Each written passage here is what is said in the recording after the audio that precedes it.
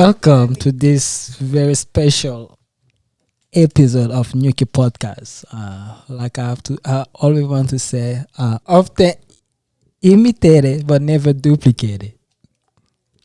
Welcome to Nyuki Podcast. This is Theo. I'm here with my co-host. Yeah, Spanking. Anyway, today is a great day. As you can see, we are surrounded by books. Yes. We have a special guest. But before we get to the guest, I would like to ask Spani, how are you? Have you been? How's life? I'm good. How's I'm the great. wife? How are the kids? How's marriage? How's work? Wow, that's a lot of questions. I'm doing great. We are doing great. We are wonderful. God is blessing us. We cannot complain. What about you? Can't complain. That's good. Yeah. Yeah, let's get to it. Anyway, we have a special guest. Usually when we have a guest, I would like them to introduce themselves. But this time, I'm just going to introduce the guest. Yes. We are here with Dr. Carla Brown. I don't know if she has a middle name. Michelle. Dr. Michelle Brown. You can't forget the doctor. No. She's an author. She is a mother. She is A speaker. As Africans would say, Mama Pastel. A pastor's wife, yes. She is a speaker. Speaker. We have to be. We have to specify. Educator, motivation speaker, and coach. She's a life coach, or she's also a vegan coach. I don't know if that's the right category, but health, like practicing health, the way we, the food we consume. Mm-hmm. So she's a lot of things. I'm sure I forgot some of it, but I would like to give her this time to clarify welcome things. Dr. Brown to Nyuki Podcast. Dr. Brown, how are you doing today? Dr. Carla Michelle Brown. I'm doing well. I'm very excited to be here. I think that it's a pleasure to know both of you personally because I think that you're very talented, very good guys, good husbands, good dads, and Thank you. I like what you're doing with your talent. So thank you. Super excited. Yay. Our talent is to speak, talk. You're influencers in your community. That's a talent. Yes. Oh yeah, bring the microphone closer so we can. Yeah, we want to hear you. We don't want to miss anything. But with the things we mentioned, can you go a little bit into it, or what you do? Not who you are, but what you do. Okay, what I do, I think you covered a lot of it. In terms of education, I have a very strong affection for education, especially as it relates to literacy. And by literacy, I mean reading, writing, speaking, and thinking, which are not always associated with literacy. One of the things that I've enjoyed the most of late, I'm an adjunct professor at Denver Seminary, and I teach research and writing. Nice. And what I love about that is helping people to fall in love with literacy. I meet a lot of adults that tell me that they hate writing, that they really don't read very much because it's not fun, and I see that as a challenge to make them believe different. I don't think anybody hates reading and writing. I think that they've more likely had some bad experiences with it in instruction, but I think that that's fixable, and the students that come out of my class feel differently about reading and writing before they leave. That's very interesting. You say at Denver Seminary. Do you have any ways, a secret way to go to Denver Seminary for cheap? I thought that was coming. Do I have a secret way? No. Like, do you have like an access code that they give you guys? I do not have an access code. I actually teach as a part of their Urban Initiative program, Nice. which is focused on putting people of color in communities that are in need of ministry The program that I'm in is actually a 1-year certificate program, and I'm the first instructor. And many of the students that come out of the 1-year program, which is super cool because it still has a lot of the same formality, like with the graduation and the cap and the gown. And last year I got to go to both graduations because I teach virtually, and most of my students are in DC.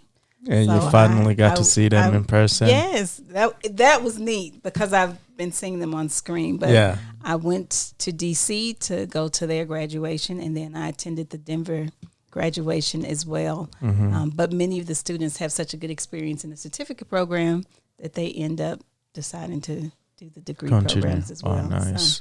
So. So give us the secret of people loving to read. And before you get into that, what do you think are some of the bad experience they have to the point where, like, I hate it? So I think that bad experiences with reading really begin during childhood because early on. Which, as an aside, I love language. And one of my favorite things about working with Spanking, because we worked together before at a nonprofit, was that he was multilingual, as was your wife and you. I speak 1.2 languages because I'm trying to learn Spanish still. I want to be bilingual. But since you all have, since you're both multilingual, I feel that you would have a different appreciation for what it means to be able to decode words. And when you're learning English, you have to learn first letter sounds, letter recognition. But if you're in school and you really haven't mastered those concepts, but you still get pushed along through the grades, well, if you're having difficulty decoding a word, then you're going to have difficulty reading a sentence. If you have difficulty reading a sentence, it's going to be extremely hard for you to comprehend what the text is about. So then the kids kind of go, well, I don't want to read. One, I don't want to sound funny in front of my friends because they're going to talk about me. And even if I can read all of the words, if I don't really know what it means and you ask me a question, well, that's going to make me feel dumb. So I'm going to distract from all of that, and I'm going to act up in class, and then people are going to laugh, and then I don't have to read. I'm getting in trouble, but I don't have to read. And if I have to choose between getting in trouble and not reading, I'm going to choose to get in trouble because that's not as embarrassing. And when it comes to parents, like, how do you think they should approach it, and at what age? Parents that like to read, how do you think they should approach those two? For them to like to read so they can also be able to direct their kids or help their kids read.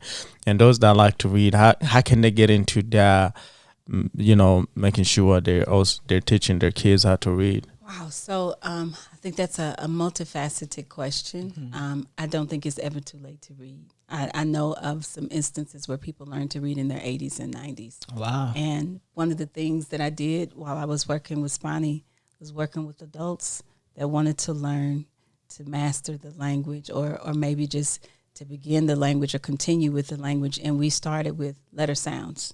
And this is a word, and this is a sight word, and this is how you string words together for conversation.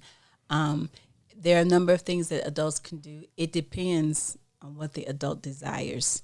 If they want to learn to read, there are ways to do that with programs at the library that don't cost anything. I'm a huge, huge fan of parents reading with their children, even if it's a simple book. If they don't have the confidence level to say, let me sit down and read this for you, you can also say, come read to me. I'm going to listen to you read. Most kids like to read to their parents. And reading, in a lot of ways, is a very intimate experience as well. Because when you're reading, more likely than not, you have an opportunity to make connections. So you may be reading about the little boy and the bananas. And as you're reading, you may tell your daughter, you know what, I remember when I was 8, my mom and I made this dish with bananas. But now you're connecting with her on a different level because something that she's reading, you have a reference point for. So now you have the opportunity to share a story, share something about your family, your heritage, your culture. But reading elicits a connection experience, which is why it's so important, especially because in communities that may be impoverished or where the children are bereft of a wide range of experiences, books are a window. Mm-hmm. It's a ticket. It takes you to a place that maybe you don't have the money to go. Right. But you can use your imagination, and now you're on these slopes and you're in the mountains where you may say, I don't have the money to go to the mountains. Some children's first experience with the beach is through a book. I don't know if that answered your question or not. You answered more than my question. You said a lot into that. Before you continue that, so what got you into literacy? You know, what was that important? Was it to your mom or to be like, okay, I want my daughter to really get into this? Or they beat you to it. My best precursor was my mother. When I was 2, I had a chalkboard in my room that was bigger than me. And my mom read to me every day. And I think that one of the reasons I've taught elementary and I've taught high school. I've worked with middle school students, and I've done literacy coaching at a pre-K center, which was lots of fun. But the grade that I enjoyed the most was 2nd grade. And I emulated many of the experiences that I had with my mom, because my mom made me feel like reading was magic. So when we got ready to sit down with the stories, like, oh, look at this book. Yeah. I love these pictures. Oh, what is he doing? I was like, oh, what is it? You know, so I wanted to transfer that same experience to my kids, so I could be anywhere. And there could be kids that are getting into stuff and they're getting in trouble, and somebody says, oh, help me. You got a book? Give me a book. Okay, we're going to sit on the floor. We're going to read a story. And I find that it captivates them in a way that is magical to me. I use children's literature in my classes with my adult students, because an adult processes children's books differently. One, because you've had so many experiences in your life as a grown-up. You're going to catch the hidden messages that you might have to explain to a kid. Like I have a book that I used in my 10-week session. I think it's called something like Grandma Gives Jane a Lemon Tree, or something like that. And the idea of the story is that this little girl is telling her grandmother what she wants for her birthday. And she makes a list. I want a camera, and I want a doll, and I want this and this and that. And she looks at the list and she goes, okay. And she gives her a lemon tree. And she's like, this is not what I want. What am I going to do with a lemon tree? Now, the kids are going, The adults are going, okay, I see where this is going. And so what ends up happening, first she tries to dump it. And obviously you don't want to do that, because then grandma's going to be upset. Grandma teaches her how to take care of the tree. The tree blossoms, it makes lemons. And then grandma shows her, you can make lemonade with this tree. And she's like, oh. So they include a real recipe that can be replicated. And then the little girl sells the lemonade.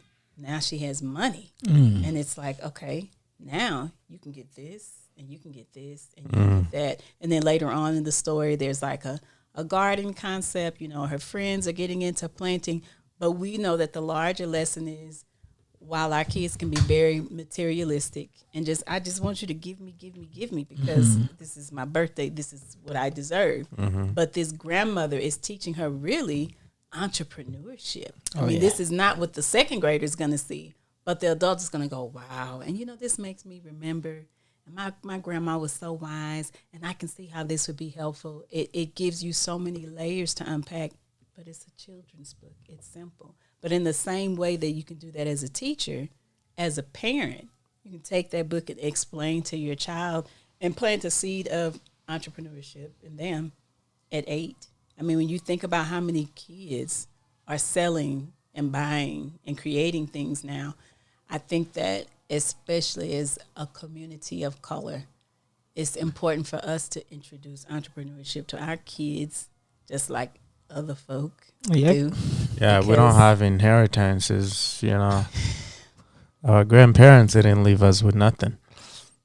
Sometimes, but they may have left you with knowledge. And wisdom. I'm talking about money-wise. Knowledge. You know how good that road to knowledge can lead to money. Oh, yes. So you're saying when the proverb was like, a real man leave inheritance to to his children, most of it did not mean money. I think that's not a black and white issue, because you can leave money to a child and they blow it. Yeah. And all of your hard work went gone out of the window. I mean, you're God. Because You won't be able to see it. Exactly. If the child is irresponsible, your 20 years of savings really didn't go very far, which is why, in addition to leaving money, if you can, or if you're in a position to, you have to also leave wisdom. Because he could have $1 million and be reckless, and you can have $50 and be savvy.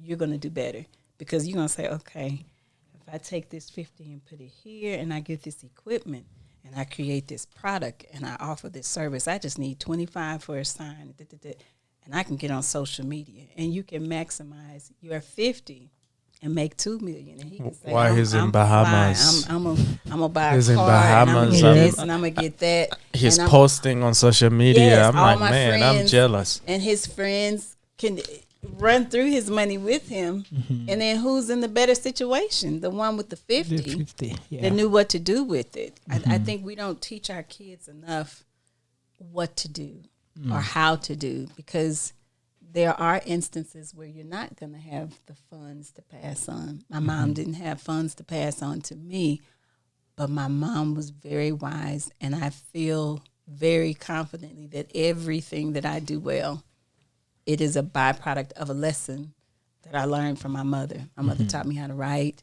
how to speak, how to play the piano, how to type, and these are all things that I've been able to use to generate income. But she didn't have money to give me, but she gave me enough that I knew what to do with the talent. So I think we have to pass that along as well. Very interesting. I think knowledge is more powerful than money, and I think I believe it was Teddy Jakes that said that it's not what you live to them, but what you live in them. I like that. The Holy Spirit. I'm kidding. Don't mind me. So, like, what is your favorite age range to teach? I would have to say still, I've had a unique experience working with adults, and I've enjoyed that thoroughly. I love working with little people that I would say between maybe I really like second grade the most. Yeah. Our kids become jaded very easily, where you get to a point and you're trying to show them something that's like, like the body language is, I don't really want to hear what you have to say. You need to prove yourself to me. I'm going to be a little disrespectful to see how far can I go. That's not my group. I can deal with them, not my favorite, because I don't want to have to get past the games and, let me impress my friends, because you're not ready to learn. When you're working with younger kids that still have a sense of wonderment, you're digging in the bag and they're going, what's in that bag? I want to see. Oh, I have something for you. Like there's this interest and this intrigue and an openness to learning that I appreciate. Do you believe in spanking? I believe spare the rod, spoil the child. Yes, I'm a spanker. I don't spank often. I spank strategically. And I think, though not everybody is in agreement with me, and I respect people's ability to have a different opinion. I think that there's a difference between spanking and abuse. I'm not an advocate of abuse. Yeah. Spanking to me is, maybe some tapping on that very cushiony bottom that can totally handle that. Spanking to me is not beating the child until they're purple and blue. Like I take issues with that. And there are some people that feel that, well, this is spanking too. I don't. That's discipline, they say. No, that's torture. Yeah, I'm not into abuse. Okay.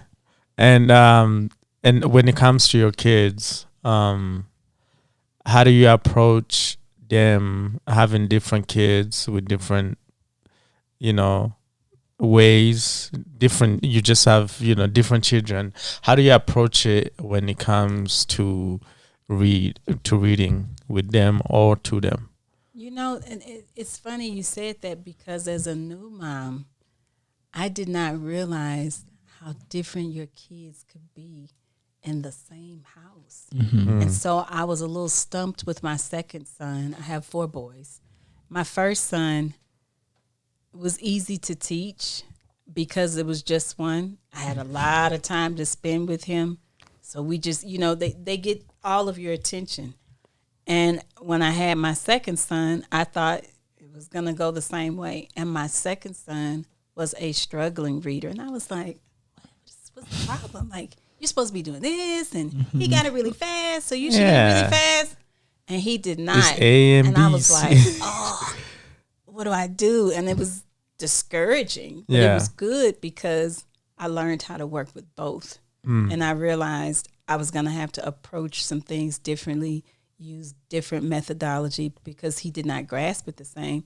And at the same time, he ended up being stronger in math than the first son. I was like, oh. So you realize reading. Yeah, every kid is different. And I think when you have multiple kids as a parent, it is important to learn the individual differences with your children. There are things that you can do the same. I did a lot of the same things with my kids, but I had to understand that they were going to process it differently.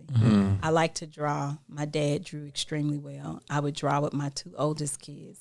The younger one, at the time, when I just had 2, who struggled with reading, was exceptionally gifted with drawing. The older one, who was great with reading, was like, I'm not going to do that. I can't do that. So he did like the stick figure, and then this one over here is looking like Van Gogh. And I was like, okay, that's different. But I wanted them both to feel good about what they were doing and not to compare themselves to each other.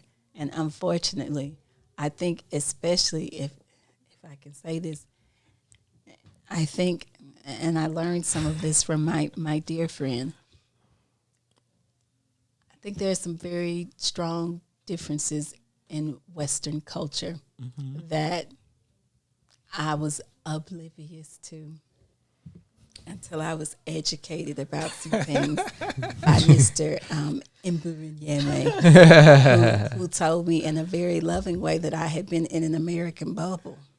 And I went, oh, I didn't know that. Give us the example. So my example is that I think that there are some times in American culture where we are competitive in a way that is detrimental. And so I would tell my kids, you're not competing with him, you're competing with yourself. Let's look at how you did the first time. Let's look at how you did the second time, because the tendency is to go, oh, well, he did this, but I only did that.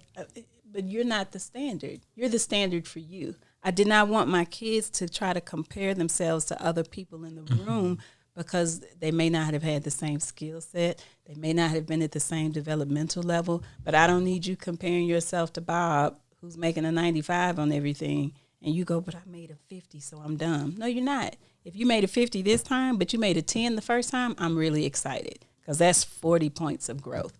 So I used that approach with my children at home and said, you don't have to draw like him. I'm not asking you to do that. I want you to do your best. If you did your best, we're good. But if I know that what you did is mediocre, I'm going to put it in the trash.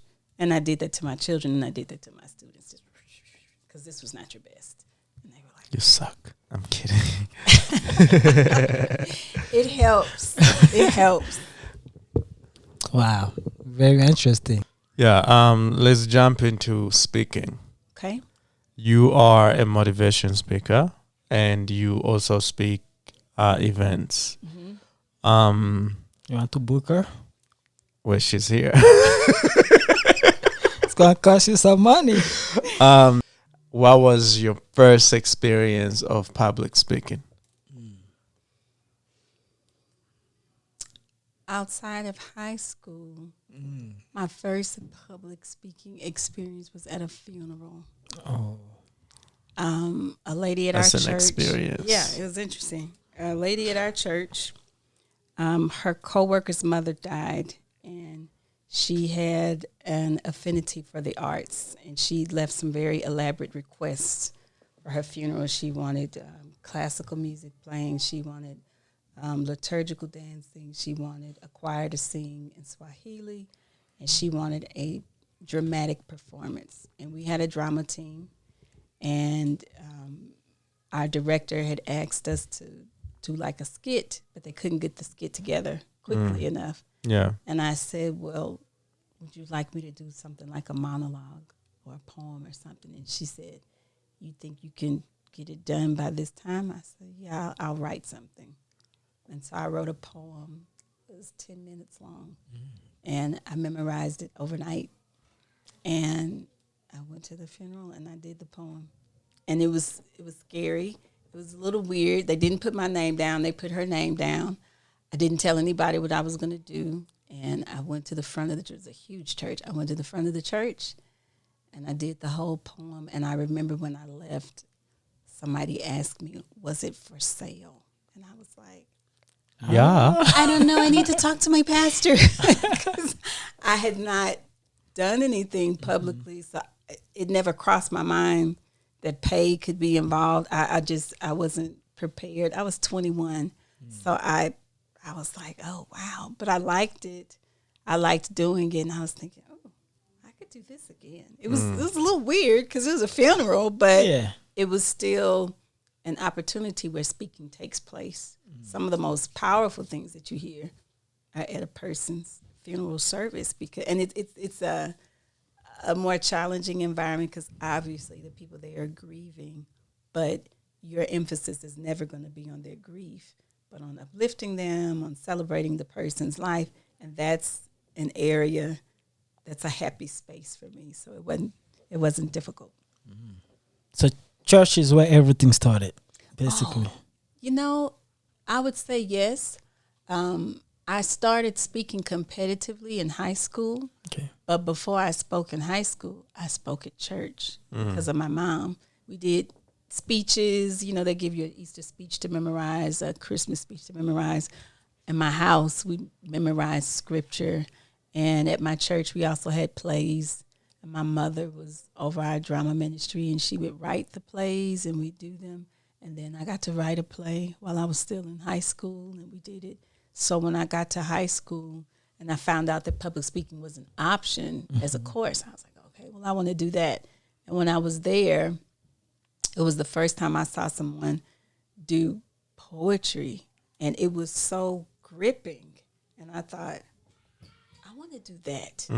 And my teacher, who was also the public speaking coach, said, well, you need to come after school. I was like, okay. And that was a very significant turning point for me because I learned how to refine as a public speaker. So I competed in impromptu speaking, where you go to a room, they give you a topic, and they go, you got a minute and a half, and we need a 3-minute speech. So you have to, put it together really quickly. I did impromptu duet acting, same concept, but with 2 people. I competed in poetry, oration. Oration is when you write like a 10-minute speech and you deliver it. And then I did debate, which was really fun, which I feel Mr. Spani would do very well at. We did lots of debating in the office. I think he does it for fun. I think he's good at it. It was challenging. I like to debate, but So you're saying basically, if you wanna be good at public speaking, start with church.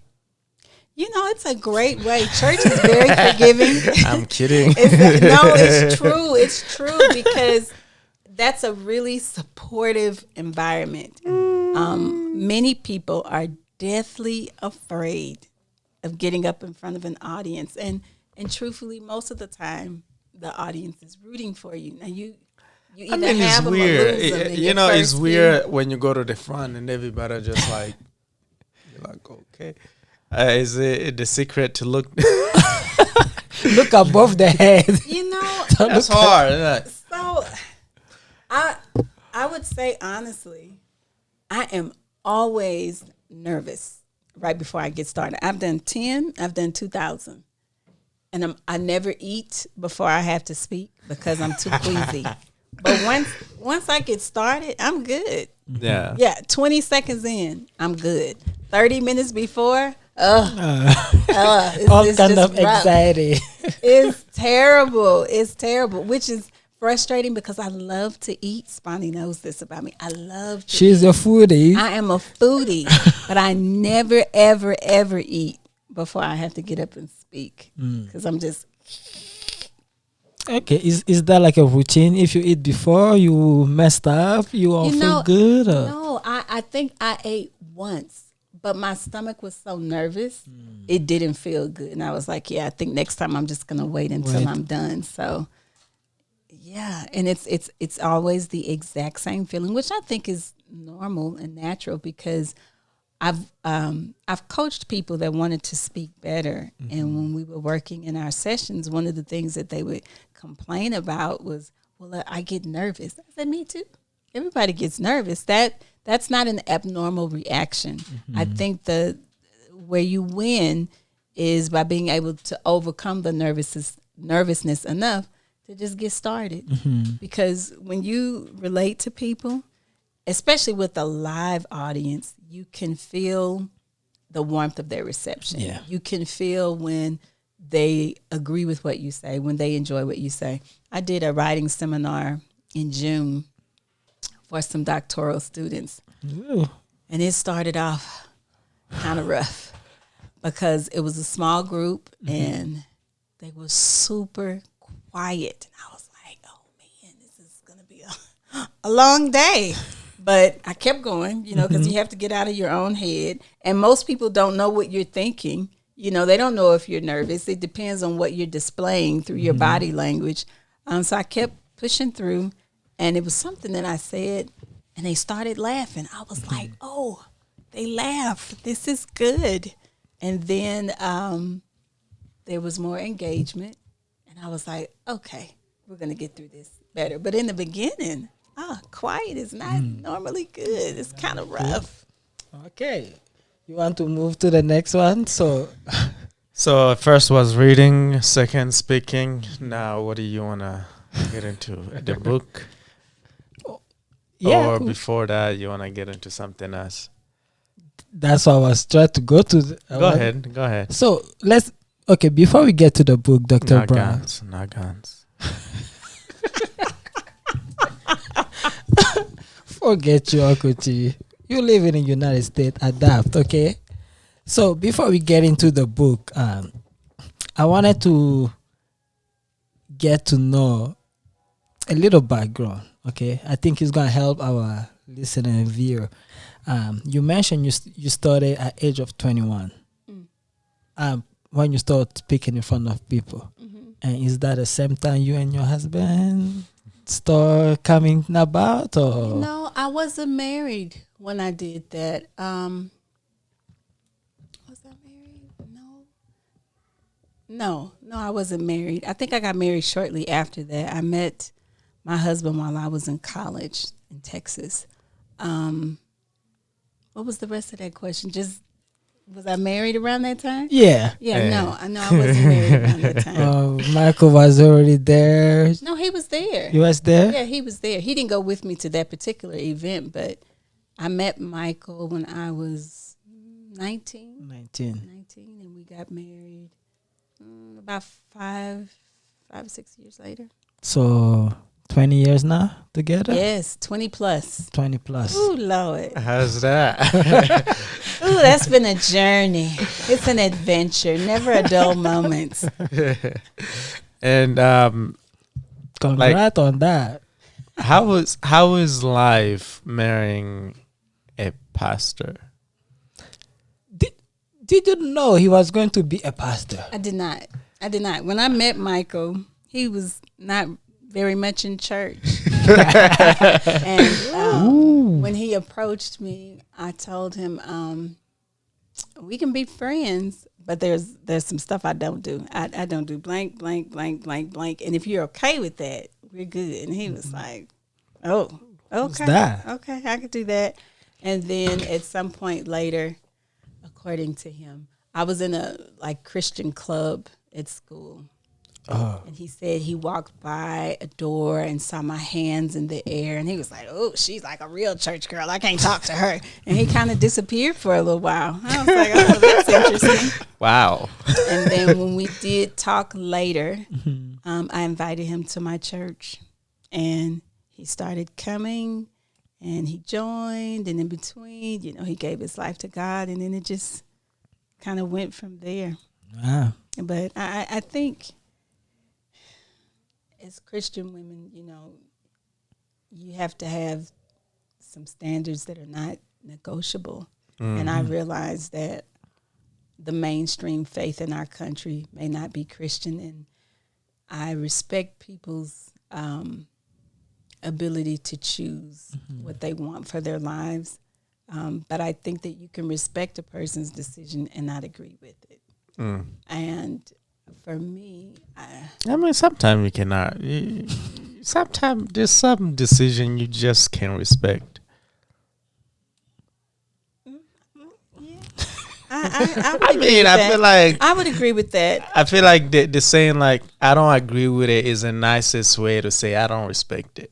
Some of it, not all of it. Well, I see the reason that I say that. It's okay to not respect opinions and life decisions. I don't know how controversial this would be. That's fine. Let's hear it. Spunny is for that. The reason that I say I can respect a person's decision and not agree with it, one, I think God gives us choices. Amen. True. He may not like your choice, but God doesn't take away your choice. I think God says you can do this, and this will be the result. Yep. You could do this, and this will be the result. If you look, I read my Bible daily, and I've read through the entire Bible more than once. I do it every year. And when you read the Old Testament and you look at the vacillating between the Israelites, yes, God, we're going to do what you say. No, we changed our mind. Yes, we're going to do it. God tells them before they do anything, if you follow me, if you serve me, if you do, I will do this, this, this, this. I will bless you like this, this, this, this. Okay, God. If you disobey me and you do this, this, this, this, this, this, this, and then you decide. Yeah. He lets them decide. I have met many people whose views I do not share, but you know what? You are entitled to that opinion. Yep. Do I agree with it? Not necessarily. And if you ask me that, I'm going to tell you, yeah, well, that might work for you. Not for me. I'm not okay with that, but it's not for me to make the decision for you. Right. But again, if you ask me what I think about it, then you need to be prepared for my answer because I'm going to tell you. And if you don't want to know what I think, don't ask. Don't ask. It's not complicated. But So, easy. What do you say about conservatives? Wow. And I'm not gonna get you have too conservative on this platform right now, right? Okay, what do you say about you conservative? I'm kidding. I'm not gonna get into that. Maybe another time. I rarely discuss political things. Very, very rarely. One day. What I would say is that in terms of the groups of people, there are some things that I like and dislike about both groups. I would consider myself by definition conservative because of my Christian values, but I've also seen conservative people do some things that I really did not approve of, and I was like, "Wow, how'd you manage that?" At the same time, when I look at the opposite of conservative, there have been some things that I saw, and I said, I could go with that, but there are other things that I know very specifically. Nope. No. So, not for me. the conclusion is there's no 100%. I don't think so. I think you have to go based on your value and what God is asking us, and based on the situation you are facing. So that's it's hard for me to say like I'm on this side. I told Which Spunny don't believe. He think I'm a liberal, but that's fine. I don't want to own guns. That's fine. I told my husband recently, I said, I think I'm just going to be independent because I've seen so many things on both sides that I did not like and that I did like. I've voted for a Republican president. I've voted for a Democratic president. It depends on what they believe. And I don't think that any candidate at all has a platform where I agree with everything that they say. I can really like the candidate and go, yeah, but I don't like what they think about this part. I don't think there is a perfect candidate. I think that you should vote your convictions ultimately. Okay. Yeah. That's it. We can get into that maybe part 2 in the future. You know, you have always tried, Dr. Brown. He has been trying to get to that debate with me. I'm not gonna own guns. Okay, good for you. Stop promoting guns. I did not. I'm convinced you are getting paid. No, I did not promote gun to people. Based on the situation that happened, that's what I said. If you're going to be living in the ghetto, wow, that's what it's called. You make sure you adapt to that environment. That's what I say. Okay. Which means you have to protect yourself. You have to adapt in the survival mode to be able to make it. All right. So, here, as you can see, we are surrounded by books. Yes. The title sounds familiar. Let's start with that one. Okay. That's the first book. Let's start with the recent one to show also this is not the first one. How did you get into reading?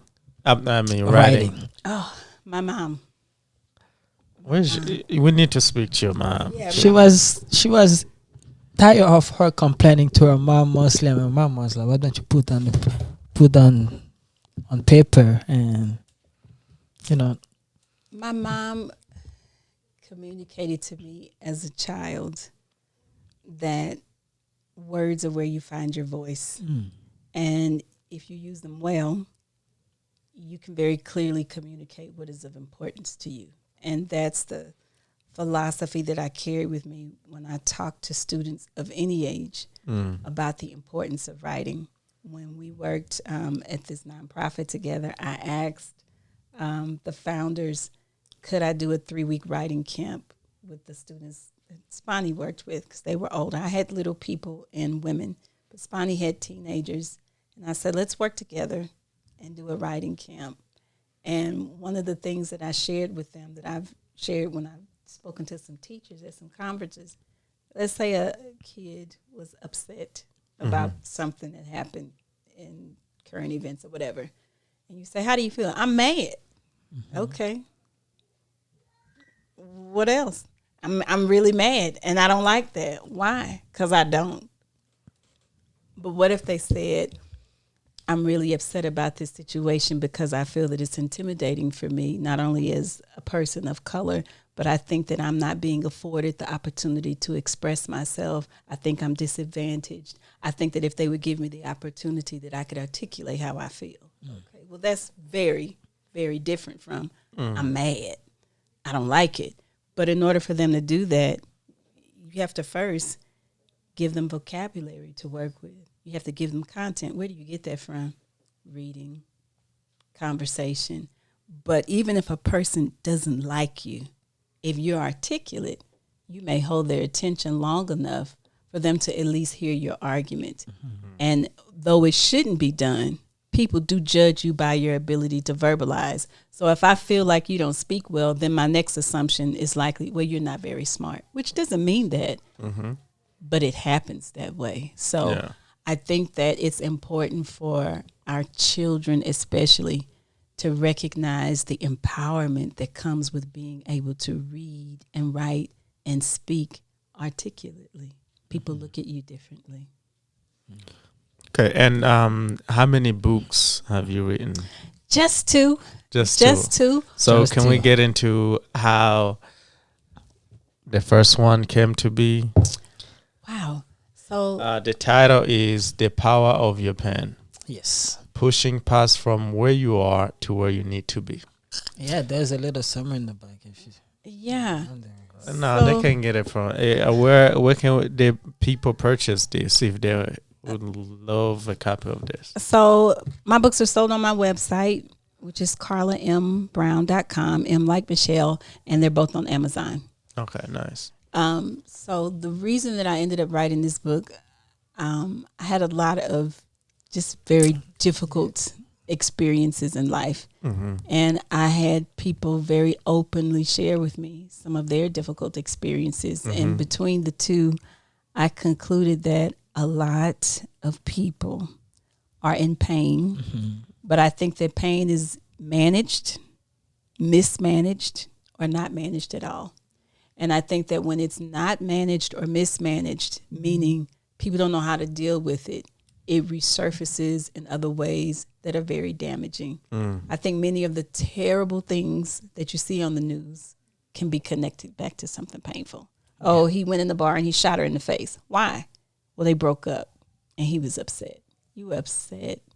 Your feelings were hurt, but you didn't know what to do with it. So you said, oh, I'm just going to find it and shoot her in the face. I think gang activity, people getting murdered. I went to my job and decided I was going to blow up everything. Why? They fired me. And I've been working here 20 years and they didn't value my contribution. The stuff that happens with like the school shootings and the kids. What happened? He shot the kid. Why? They bullied me. Oh, that probably hurt his feelings. But I think that before they get to that extreme situation, there's usually some stuff happening. In between, right there. In between, where if people say, did you notice that he did blah, blah? Did anybody tell? Oh, no, we're not really worrying about him. But like something is happening there. Or you may interact with somebody at a job and you stink and you this and I hate you. And then you're like, whoa, I said good morning. Like, what did I do to you? And it could have nothing to do with you. At home this morning, I got into it with my husband. He beat me. And then I had to come to work. And then you spoke to me. And I didn't like how you were looking. So now I'm projecting here something from home.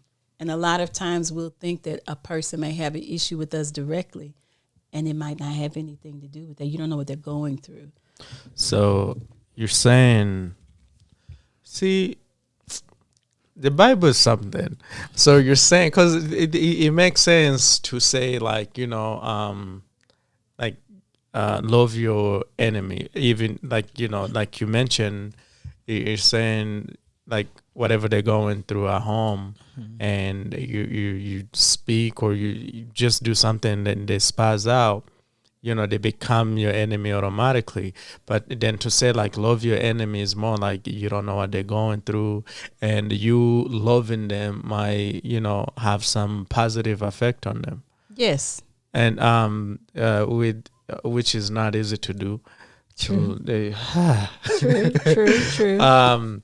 So like, you know, like we are married. Some of us are still new in marriage. We just, you know, have you know, like we new parents. Like how do we manage all that to make sure like there's that healthy relationship between our partners, our children, our parents, our siblings, our friends, our community? Like how do you go about it? Because with just 24 hours, that's a lot of things to manage. Yeah. You know, I think so much of that, well, for me first, faith.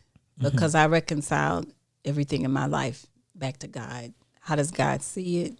How does God tell me to respond to it? What does God make available to me in order to deal with it? Because while I know many people that don't have faith have an approach to how they want to handle things, that's not the default approach for me. My approach is going to be, how does God say to deal with this? Secondly, I think one of the best tools for having understanding in a relationship, whether it's between spouses or siblings or children, co-workers, strangers, whomever, for me, is empathy. Yep. Can I put myself in this person's shoes? I don't think anybody's going to be married and not eventually fight or argue or get into it with your spouse.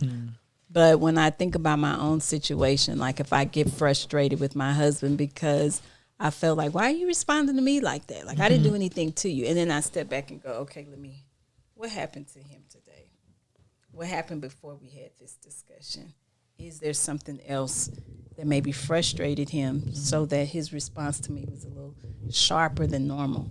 And then in learning what may have occurred beforehand, I go, I can see how that would make him upset. So this probably really didn't have anything to do with me. So I'm not going to hold that against him. He's upset because XYZ happened before we had this conversation. Okay. As opposed to, but you did this to me. And now, man, So like, how do you grow out of that, not make it about yourself, to put your neighbors first? Well, like I said, first, it's Bible. Hard. It is hard. I wouldn't lie to you. How you telling me to love my enemy? It is, and they just curse me out. But your spouse is not your enemy. Huh? Your spouse is not your enemy. No. I'm saying even outside. Oh no. Those are not enemies. They call something else. This is when spending time in the Word, you see why it's essential. Yeah. Because there are so many instances in the Bible where it addresses not only how you should respond, but it points to the model that Christ gave. You're discussing, although I agree with you, the difficulty in being kind to somebody that just cursed you out, where Jesus was kind to people that spit in his face and said insulting things to him. And when he could have immediately punished them, he chose not to. And he's not the only example. He's the prime example. But even with Stephen, who was martyred, as people were biting him, he's saying, God, don't see, I'm not there yet. Because if you bite me, God, get him. I'm working on it, but. Oh, like Elisha. Yeah, as when those kids made fun of him, he was like, "Oh, okay, God, deal with that." and there it was, So, but we have examples in the Bible about how to conduct ourselves, and if you've internalized that, it does make it easier. And you have to remember that in your own flesh, all of this is going to be, if not difficult, completely impossible. But as a believer, that's not what you're relying on. You have access to a supernatural strength that should allow you to do things that are incomprehensible to someone else. How do you do that? Because of the Holy Spirit in me. It's you not have me. access. Yeah. Now, whether you tap into that's something that you have to decide. But is it available to you as somebody that professes Christ? It is. Okay. Go ahead, Span. I'm asking all the questions. Sorry, I'm taking all the questions. No, you're good. Well, I have to let you because I've heard most of this and I've. Oh yeah, you guys work together. So, I forgot. You see why I'm letting you have your moment right there? Okay. I'm being good conservative, you see? I'm not saying I have anything against y'all. So, I'm just saying, I'm kidding. Dr. Brown, in the first book, okay, The Power of Your Pen, I think whether in the book, if I recall, or whether it was just a conversation, you mentioned some personal. My hands. Yeah. Oh, sorry. We gotta see you. You mentioned some personal situation in those books that happened, and was it easy for you to relate those stories in the book, or was it a little bit difficult? To kind of revisit. To revisit that picture, like this happened, and now I have to put this right here. How my family is going to, find out about this, about the loved one, and I'm talking about here in this book. Yeah, so that part was hard, and there were some things that I chose not to add out of respect for their privacy. I did talk to my mom about which things I wanted to include. I wouldn't include something without her consent, which for anybody that wants to write, because after I did the doctoral in service, there was a lady that came to me and she was like, "Do you help people with writing a book?" And I said, "I do." And she said, "Well, I know what I want to write." She said, "I'm not ready to write it while my mama's alive." I said, "Okay."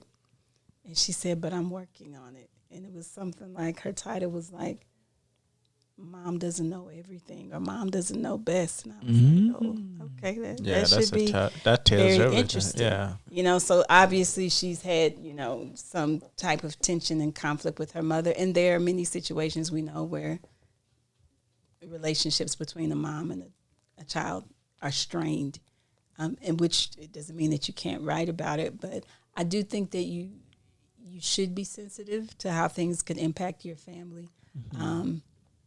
It's really at the discretion of the person that's writing. Was it difficult to revisit? Yes, because I had to go to some very dark places to recall, and that was not easy.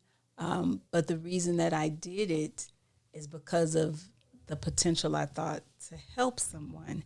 And one of the things that I was not prepared for after writing this book is that people that read it would share with me very easily, like come up and tell me something really painful and walk away. And I was like, wow. Because these are not the types of things that would just be, hey, how you doing? By the way, I was molested. Like, this is not regular conversation. But I had a lady come to me and tell me about something that I had written, because I had a friend whose name I didn't disclose, and I asked her first, but she told me she had been raped 3 times. And I've not been raped. I've had a situation that was very uncomfortable with someone did something to me that was sexually inappropriate, and my publisher asked me not to put my name. So I wrote about it in third person in the book, and they told me that because it involved someone else that I could get potentially sued. And I was like, okay. So they were like, just change the names or whatever, but all of the events were still the same. Okay, and when I talk about this, when I speak, I tell them this was me in this particular part. But me writing about that, a lady at my church that I never had a long conversation with walked up to me on a Sunday and she said, I read your book. I had to pace myself, but I understand what happened. And something like that happened to me with a cousin, and I still haven't told my mother. And she was in her 60s. Wow. We never discussed anything meaty ever. And then after she said it, she kind of touched my arm and she walked away. And I was just like, wow. But I think that for her to be able to tell me that did something for her. Yeah. I had another lady that said, I read your book and I would like to get 2 more copies because we just found out that a friend of our family, their 11-year-old and their 9-year-old, they were raped, and they just told them, and I'm hoping that this will kind of help them with their approach to dealing with it. I didn't even know what to say. Like, you don't go, oh, yeah, I'm so glad you're getting my book. Yeah, like, this is really not good. This is horrible. But that you saw this book as something that you could use to make this conversation easier, because it's never going to be easy. Yeah. I was just like, wow. I did another speaking engagement with some teachers, and I was supposed to be talking to them about considering the emotional state of the student when they get to your class. Because if you're trying to teach your great lesson and this child has experienced something traumatic, they're not going to get your lesson. Like, you need to be sensitive to that. And in the book, I talk about losing a child, which was horrible. And when I discussed it at the speaking engagement, when I came off of the platform, a lady came up to me and she was holding my arms and she was very teary. And she said, I'm so glad that you talked about that, because that just happened to me, and I really didn't know what to do with my feelings, because I felt like maybe I was the only one that had happened to. And I just thank you. And it was ironic, because I had friends that had had multiple miscarriages, and when they told me, I was like, I'm so sorry. I really hate to hear that. And I meant it, and then I didn't think about it anymore, because I was like, it happens. Yeah. It's like part of life. When it happened to me, I was like, oh my God, I'm devastated. This is, it was different because it happened to me. So one of the things that I talk about in this book is that when it comes to a lot of pain, if we haven't experienced it firsthand, we can be very dismissive, not even on purpose. But like, oh, okay, so what are we going to eat for dinner? Because it didn't happen to you. Or like, well, somebody got shot. Oh, but who was it? Oh, okay, yeah, but it's not my family. But then when it's your family member that got shot, it's different. Yeah. Like, your world stops. You trying to wrap your mind around it because it happened to you. And so what I was saying in that particular chapter is, give it a little more thought. How would you feel if this painful thing that somebody just told you about happened to you, you would look at it differently. And with that, when those kind of situations happen, where it doesn't happen to you, and you want, like, how do you be a good friend? You know, like, I mean, to, like, you know, like Job's friend, they were just there trying to be wise ass. You know, like, how do you be the genuine, like, they don't want to hear like, how can you be there for your friend? I think the first most important thing you can do is listen. Because when you try to tell somebody, like, I know your baby died, and so let me tell you what okay, you might not know. And the way that you did it with your baby dying, that might not work for me. Yeah. I'm the oldest child in my family. Makes sense. But I had a child that was born before me that my parents didn't tell me about. I was in a closet one day, and I saw an album. I was like, who is this? This is not me. Like, where did this baby come from? By the way, you're not the first child. And it was like, oh, well. I was like, what you mean, well? Like, I'm not the first person. And I had a sister that was born in 74. She died in 76. I was born in 77. And when I asked my mom about it, she told me that she had some kind of heart defect. She said she was born with a hole in her heart. But it was really, really, really difficult for my dad, who ended up later being alcoholic, and he was mentally ill. And there would be times when my dad was very inebriated, and he would tell me that I was his replacement baby. He never talked to me ever about this child when he was sober. But if he was not sober, that's what he would tell me, you my replacement baby. And I never felt badly about it because I realized that child was very, very special to him. And I don't think that he ever got over losing that baby. And if, you know, that made him feel better that I was the okay, because I love my dad, wrong, right, or indifferent. But after losing a baby myself, I processed differently what it must have been like for my mom to go through that.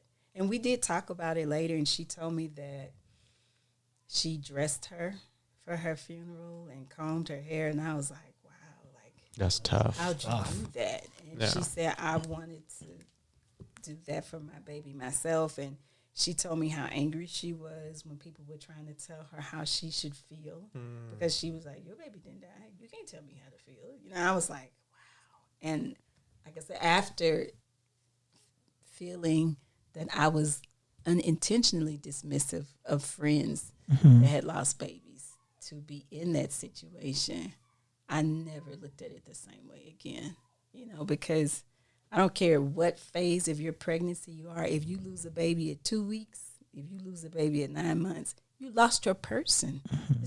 This is, I think I was 6 or 7 weeks, and it was just gruesome, you know, lots of bleeding and thinking that everything was okay, and then it's not, and, you know, being at the doctor's office, and I'm like, okay, that's not good. Well, can you come to another room? Can you do another machine? And I was like, this is not good. This is not good. And I was angry with the doctor. And then I had to get like a DNC on Valentine's Day, which really, really sucked. And I remember feeling like, well, you didn't do everything that you could do. Like, you telling me that this baby's not here, but like, you a doctor, like, you can't fix it, which obviously she couldn't. But in that moment, I was just angry. I was angry, and I was hurt, and I thought this was going to be the daughter that I wanted, and then I was mad at God. Like, why you let me get pregnant and make me think I was going to have a daughter, and then, like, you just take it? It was the grieving of that. I think this is why it's important to be empathetic, because if you're the friend to the person that's happening to, you don't know what kind of stuff is going through that individual's mind. And I remember, because, like, you know, you do the ultrasound thing or whatever, and I was like, oh, I can't see a heartbeat. But I was hoping that I was just not looking at it right. And when she finally told me that, oh, you know, the baby's died, you know, there's no heartbeat, da-da-da, I was just ready to go. I was like, I don't like you. I don't want to talk to you. I want to go home. So I'm, you know, gathering my things. And she was like, so I'm going to need to see you tomorrow. I was like, I'm not available. And she was like, well, we have to do a DNC. And I was like, well, I'll schedule it. And she was like, no, you have to come tomorrow, because if you don't, you could be septic and die. Oh, so just it felt unfair, and I was just so angry, and I was like, okay. And then when I left, I just cried all over my car, and I could hardly get out the parking garage. And I was like, I gotta go see my mom, and I just drove straight to my mom's job, and then I was embarrassed because I had told people at my job I'm pregnant. Hey, and then they have to go back and tell everybody I'm not. It was just rough, but it made me so much more empathetic to somebody that has lost a child at whatever point, because I know what I felt like, and it stank. And then I'm very, very, very sensitive to medication. And when I was under anesthesia, I was just not coherent. And I asked this very mean nurse, I said, I'd like to know the gender. And she said, I'm sorry, it's bio waste. It's been discarded. And I was like, I think that was me. Like, I wanted to say I don't think that was nice, but I was so loopy. I could not get with that woman like I wanted to, because, like, how do you say that about a person's person? Like, that's not bio waste to me. That was my person. I just wanted to know, was it a boy or a girl? Because I wanted to name it, even though I didn't get to see it. And I share that story a lot during speaking engagements, to talk to people about the importance of relating to someone as a human. You should never tell a mom that her child is bio waste and has been discarded. It was just so unkind. But I think that being able to relate to people and their pain helps them in a way, if nothing else, they don't feel like I'm all alone. Because pain can be lonely. It makes you feel isolated, I think, by default. I don't know how we got all into that. Wow, God work in mysterious ways. He has a way to speak to people in different ways, whether we like it or not, or whether at this point with Nyuki Podcast, and I think someone's going to watch this and is going to relate. I hope so. They're going to say yes. Did you know at the time that I looked at the statistics, 1 in 4 women at some point had a miscarriage? 1 in 4. I was like, what? That many? Because in my mind, miscarriages are rare. They are not. They are common. And I didn't realize how many friends I'd had that had a miscarriage. And even when I knew of it, I never expected myself to be in this number. Right. I was like, oh, not me. I'm healthy. That wouldn't happen to me. I was like, oh, it happened to me. I was so crushed. And then I remember having to fill out this paperwork. That's the hard part. It was like, have you had a baby that it was like self-aborted or something like that? And I was like, oh no, that's what you call it. Like, no, not that. It was, I lost it. It wasn't an abortion. Like, I don't even use this word. Like, and I felt, I don't know, almost like dirty. Like, oh, you saying I aborted it myself? Like, I wasn't trying to. It was so stressful. It was stressful. But I find that when you can talk to people that have had similar painful experiences, it comes with this relief. Yeah. You feel like, okay, you understand what I'm saying. Oh, like you felt that too. Like, okay, somebody gets me. Because when you feel like you're going through something and no one understands, I just think it makes it so much harder. And I learned that with relation to my dad being mentally ill, because my family is super private. Like, this is not coffee conversation with people. And, depending on the severity of a person's mental illness, it can be very, very public. My dad's was very, very public, and I was just like, but it wasn't something that you just talk to everybody about. But when you get to a space later where you find people that are like, oh yeah, you know what, my dad, I was like, for real, you too? Oh my God. It just made it easier to digest and to get through. So I'm a huge fan of sharing. And when you ask, was it hard to go back to that place? Yeah. But knowing that me going back to that place can help this one and this one and this one and this one.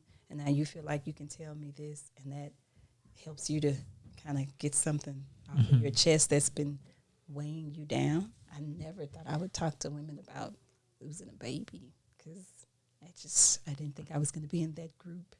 And I also I've met people that have had more extreme situations than me. I had a friend, she had like 5 miscarriages. Wow. And she's a miracle, because she was like, I'm going to have this baby. And she did a lot of the other stuff, like freezing the eggs. To making sure. And she did. She has a baby now. I think he just had his first birthday, but she tried for like, maybe 10 plus years.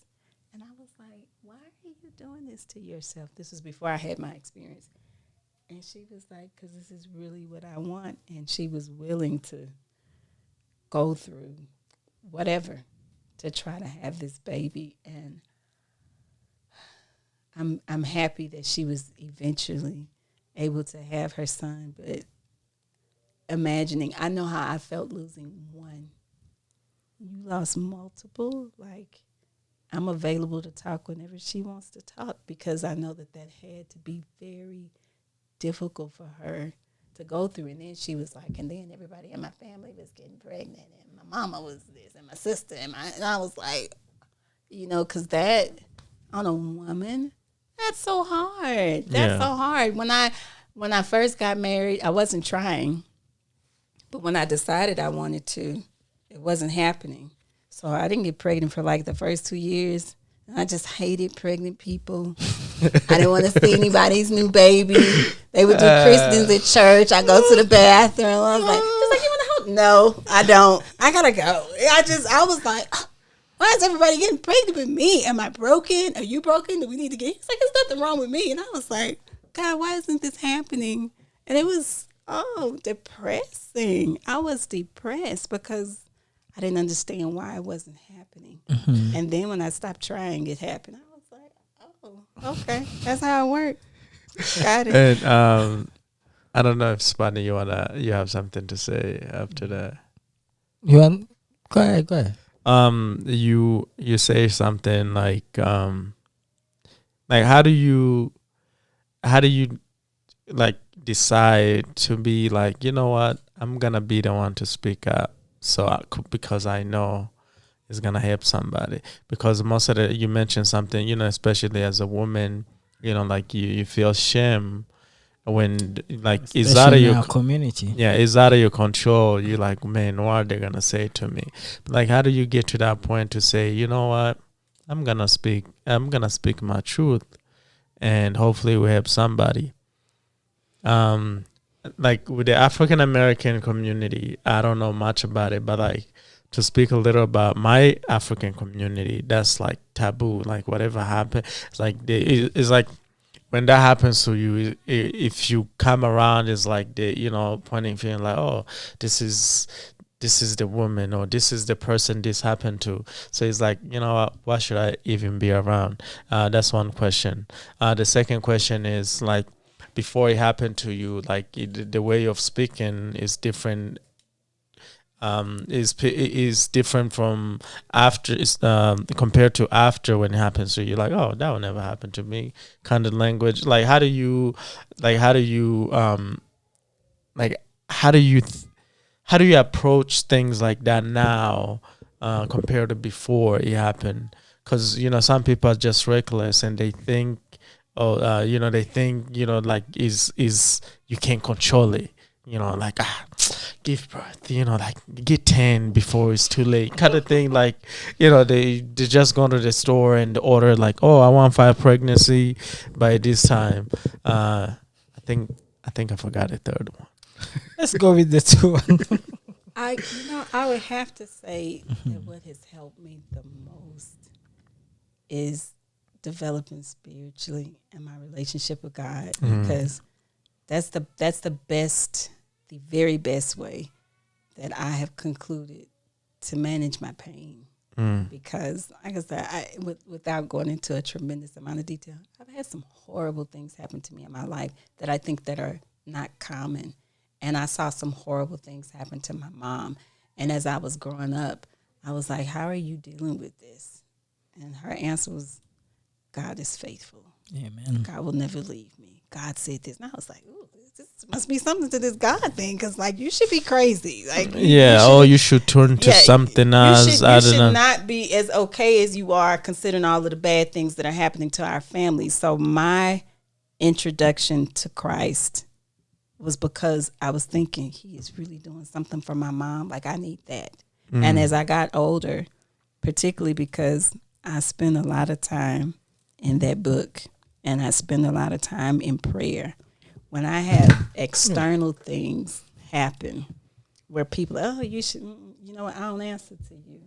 This is not even between us, because if I'm good with him, I'm good. You don't have to ever be good with me, because we're good. And if I'm looking at my life through the lens that he offers, if I'm handling it the way that he says handle it, I don't care what you think. I might not like it and it may hurt my feelings, but if I'm good with God, I'm good. Yeah, with that, I think, like, I always say this, I think we like that. I'm speaking for the African community. I think the way we introduce Christ is very backward. I'm gonna be honest with you. You know how, like, Jesus called the Pharisees are like cops, so they're being washed outside instead of inside to outside. I feel like we go from outside, legalistic kind of way. We don't approach Jesus like, I'm gonna approach Jesus through inside, and then from inside I'm gonna be okay. Because the reason why I'm saying that, the way your mother introduced you to Christ, you saw it. Like, so imagine she say, yeah, God got me, but she's doing something else. You're like, yeah, I don't know about you and your God, because I don't see anything. But it was, and in that way, it's like she didn't have to say much. You saw what was going on. Yeah, it makes a big difference, because I think people are very judgy. And and when I say people, I mean especially church folk. I've learned this more as I've gotten older. I think that God holds us accountable for things, but God also gives us grace. God is forgiving. God does not throw people away. I was listening to a sermon on Sunday, and the pastor was talking about, this was in, I think it was it Corinthians? I think it was Corinthians. But the issue was that this person in the church was in a relationship with his father's wife, very blatantly. Wow. And one of the things that he pointed out in this text. Who's that first son of Jacob? Anyway. Jacob's son. The first one. Is it Reuben? Yeah, Reuben. I think it's that guy with his daddy's. Yeah, people don't understand. It's some stuff in the Bible that people don't talk about. Like Tabitha Brown say, let's get into it. There's some things next time. Yeah, but this what I like that he brought out is that even though this person was in the wrong, and Paul was writing this letter to tell them how to handle him and about removing him from XYZ position, he said, so that in the day of judgment, his soul can be saved. He didn't say throw him out the church because he out of line. He didn't say that. He didn't say get rid of him because he's being sinful. He did not say that. He said handle it this way so that in the day of judgment, his soul can be saved. And I think we throw people, oh, shame on you, you did. God don't like that. Goodbye. How are you helping them? Yeah. That's God is about restoration. And we don't always think to restore as much as we think to remove. Because the Israelites exit to now if that was the case. They stayed in trouble. And I have read about things that they did and been very judgy and saying, oh God, I'm so glad I'm not like that. I was like, wait a minute. Am I like that? I think if people would get into their Bible beyond Sunday morning. Please tell us. It's so transformative. There's so many things in the Bible that doesn't even get preached on. Like if you didn't read it, you wouldn't know it was in there. I'm trying to go through the Bible with my oldest two sons. I'd go through a children's Bible with my littles because my kids are 17, 16, and 18. I go through the Bible with my older ones by reading it like so many chapters at a time. And I use this video thing that my husband introduced me to called Bible Project. Have you seen it? It's awesome. It offers an animated summary where it's like scripting and illustrating as a person is talking. And I think the longest one is maybe 9 minutes, but it covers each book of the entire Bible. So I will read, and then in between, I'll have them look at the video before and after. And I was explaining to them, it's some stuff in the Bible that would rival what you watch on cable TV. Like, so one of the last things we read, I think we might be in Numbers. It's something in the Old Testament. There was this guy who was an enemy. He was trying to get away, and he was in this Israelite woman's tent. And she knew that he was the enemy. He asked her for something to drink. She gave him something to drink. He laid his head down. She ends up taking a tent peg Judges. and putting it through his temple. And they were like, oh. The book of Judges. But it's in there. Yeah. It's in there. There's another part where it's decided that this one person is going to be king. And he goes to the current king and he takes his sword. And it says that he sticks it in so far that even the handle goes in. And his entrails come out, and because he was fat. Yeah. Yes. It said that his flesh clothes. I mean, fat. Like this is in there, and his people don't check on him because they're like, oh, he's using the bathroom. Yeah. And he's dead. Like, and also, it's like, man, he's a king. You don't want to disturb him. Yeah. Yes. And my kids are like, the Book of Judges. It's in there. But you know what's funny though? In the Book of Judges, this guy went to the enemy line, and the woman was on top and throw something on his head, and he didn't die. And he told his friend, he was like, please kill me. I don't want to be the person that's being killed by a woman. I mean, I can see a lot of them out. There's so many things. I was like, I'd rather die than being called. Like, I was like, that's some tough ones. But anyway, yeah. But old and new.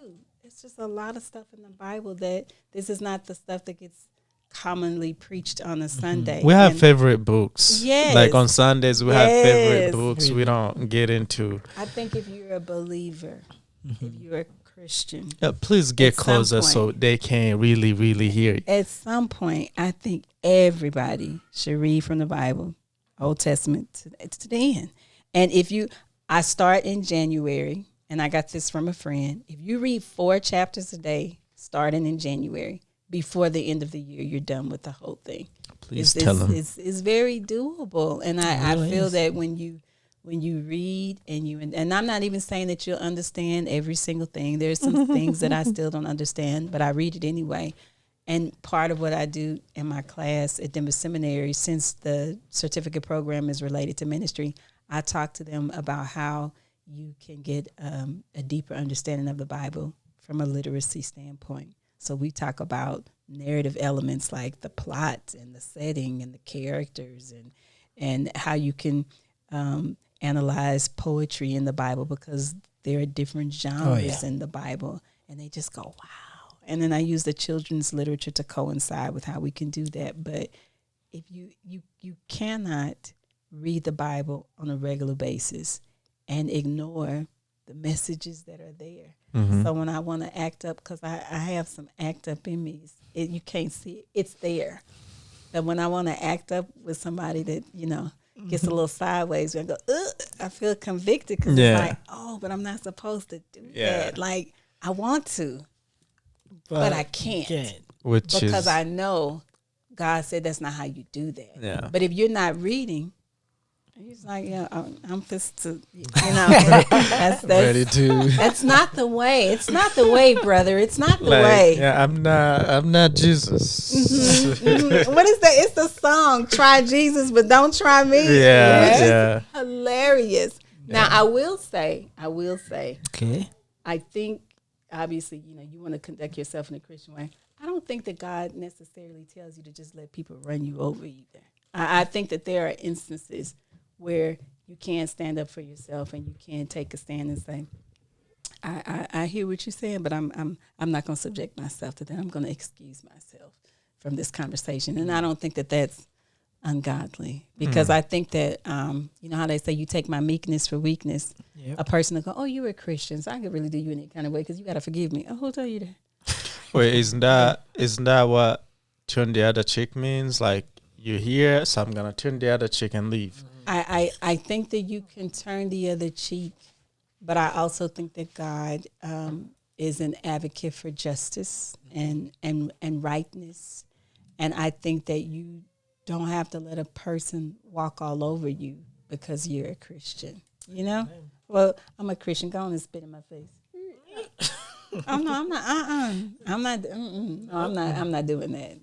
I mean, that's common sense. I think that you can respect yourself, and I think that it is not wrong to expect respect from another person. I've had a phone call with a very angry patient that was cursing at me, and I said, I understand that you're frustrated, and I'm happy to help you, but we can't have this conversation if you keep cursing at me. As a matter of fact, if you continue to do that, I'm going to end this call. Mm-hmm. I don't give it. Okay, have a great day. Click. And I hung up. You even get to say have a great day? I did because I don't. No, I'm letting you know. I'll just be like, yeah.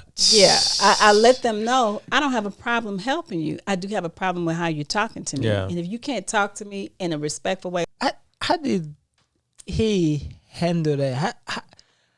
How was it when you were going to the supportive? Because I know men, we handle things different. Like, whether you like it or not, the way we deal with things are not the same as you want us to, to be that deep, sympathetic person, like to be there with you. Like, what do you expect from your husband? Michael is good with trauma. Michael is better with trauma than like the smaller stuff. Like, because there were other things where in my mind I was like, I wish he was more sensitive. Like, aren't you concerned? Aren't you worried? It's like, But if it's something huge, he was great. But we worked at a trauma hospital. Like, Michael had to tell people that their person was dead. And he didn't say it like that, but I was like, I couldn't do that. So he has to develop different language. Yes. And so since we worked at a level 1 trauma center, like, there was so much trauma with the patients that came through our hospital. We had a joint partnership with the military. Like, they would bring their people in to see gunshot wounds that were really bad, because we were the county hospital. And that's where people go when they don't have money and don't have insurance. We had people that had insurance, but a lot of our patients were indigent patients. So some of the stuff that he saw in the hospital helped him to digest trauma better. Michael is a Band-Aid ripper. So I wrote in my book. So I told you my dad was mentally ill. I was at work. He came to my job. I was in my friend's classroom. I was like, hey, what are you doing here? Hey, what are you doing here? And he said, your dad jumped out of a 2-story building. Whoa. He has multiple organ failure and he's unconscious. And I was like, it was, and he, like, it was no lead in, no hand. How was your day? Yeah, your dad jumped. I was like, oh my God. And my friend was like, I can leave. And I was like, no, stay. Is he alive? I mean, because it was so much to digest. But I was like, okay. And then, when I collected myself, I was like, okay, he's not dead. What hospital is he in? I got to go see him. I need to talk to my mom. But when I lost the baby, he was really, really good. And I think it was in part because he knew how much that meant to me. Yeah. I have always, my whole life, wanted a daughter because my relationship with my mother is so above average. I was like, I want this with my own person, and me and my daughter are going to do this like me and my mom did that. And like a couple of times when I had my baby, my other kids, I cried. I wanted a girl. And my mom was like, this baby is healthy. This baby got 10 fingers, 10 toes. No, that's not the point. Stop it. You know, and I was like, but it's not a girl. And then she told me one day, she said, I know you really wanted a daughter, but you had no guarantee that your relationship with your daughter would be like your relationship with your mother. Like, there are a lot of girls that don't get along with their mother. I was like, yeah, but not me. Like, I would Look have at the me same and thing you. that I had with you. And she was like, yeah, you would like that. But you don't know that. And if you didn't have that, you would be devastated. Because then I feel like that pressure will be there too. Like, probably. And then I had friends that told me, they were like, oh, Carla, me and my daughter is just horrible. And I was like, wow, like, look at me, how did that mom. happen? And I realized that it was true. And I do hope for granddaughters at the appropriate time, not now. And I have a really, really, really good relationship with all of my boys. And so I've tried to appreciate that. I still struggle with the pain. Right. Like, I don't go to girl baby showers. I just, because it's just a lot for me. Yeah. And when we would have stuff at school, like mother-daughter dance, mother-daughter anything, I just, because I don't have that. And Right. It makes me sad. Like, I will send gifts to a girl baby shower, but I don't want to go because it just, it feels kind of cruddy. I don't know that I'm over that yet. And my oldest son is 18, but and that's why I said, like, if you can talk to somebody that's gone through what you've been through, you can deal with it better. I know other boy moms, and it's different. It's different. But I'm happy for people that have pink in their life. I just don't know what it's like. Amen. Amen.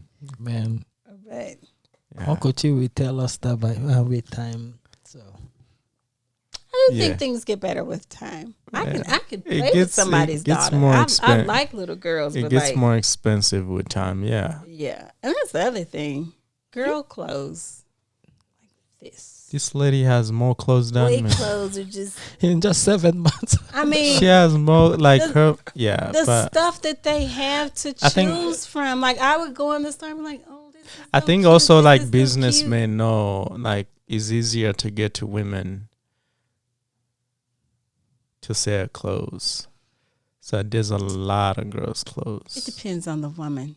But I think that there's a bias in general to dressing a girl versus a boy. Yeah. Like, the stuff that girls have is It's- so much. yeah. The boy section is like, meep, and I was like, what is that? It's like Mother's Day and Father's Day. Yes, So, it is. yeah. It So is. you- It's a lot like that. It starts way early. Yeah, so let's get to the last point. We've been talking got a almost minute? 2 hours. I know. For people that don't like for people that don't follow you on social media, they will But you should follow me, please follow me. yeah, we'll make sure we include your social media handles. But I'll see a little few seconds, almost a minute post, and I'm like, okay, here she goes again. She's everywhere. TikTok, Here she goes again. Facebook, That's Instagram, funny. Twitter. I know, and before we started, you were talking about how it came to be, but like, if you can go again and tell us how you got a minute came to be.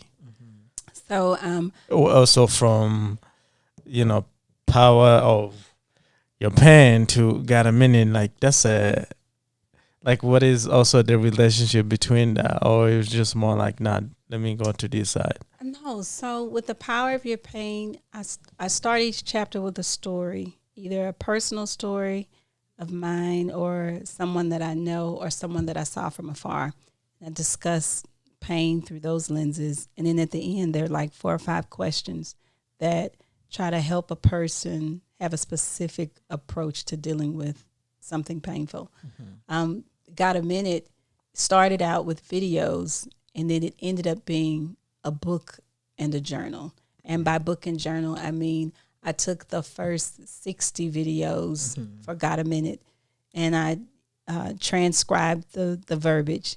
And then there are 3 blank pages where the person can interact with the text. Meaning, after I've listened to this or after I've read this, what do I think about it? How do I feel about it?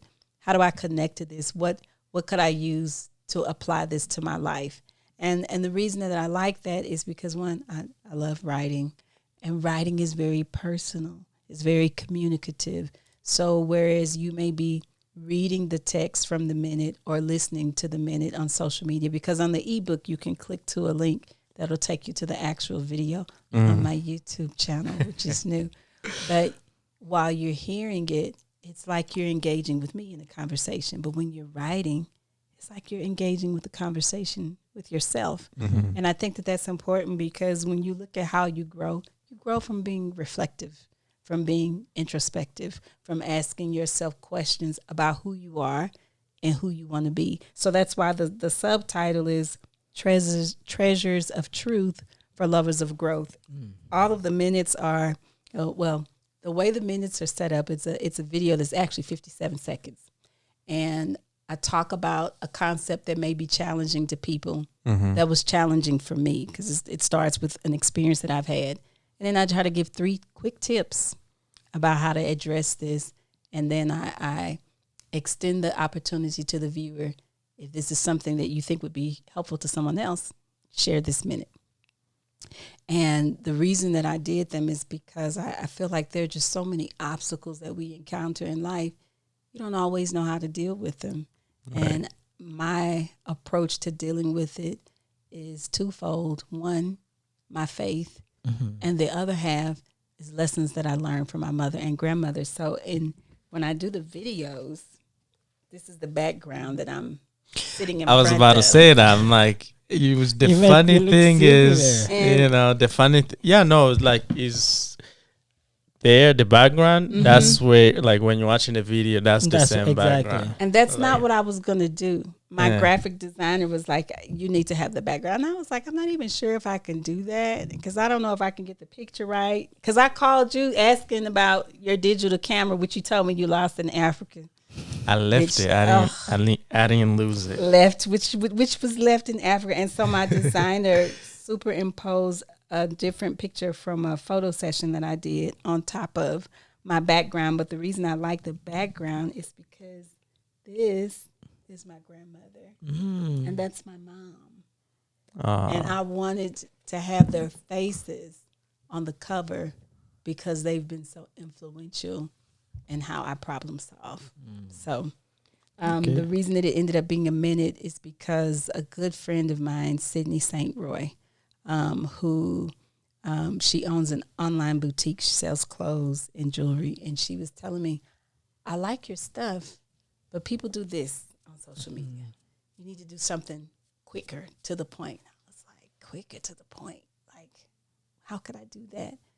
And I had thought about another entertainer that I had worked with who would do these radio pieces that were just a minute. And I said, if I could get an idea across in a minute with 3 points, I think maybe I could achieve this. And I did it last year, and it was meh.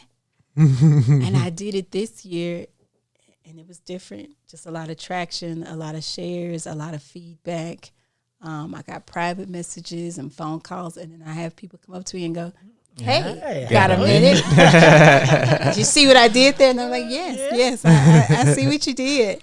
But there are messages that were just really very touching and very meaningful, some from people that I had not met. And I went, oh, wow, maybe this is more substantive this time. Maybe it's helping more people. And my followers grew. So I was really excited about that. I was one of them. Yeah.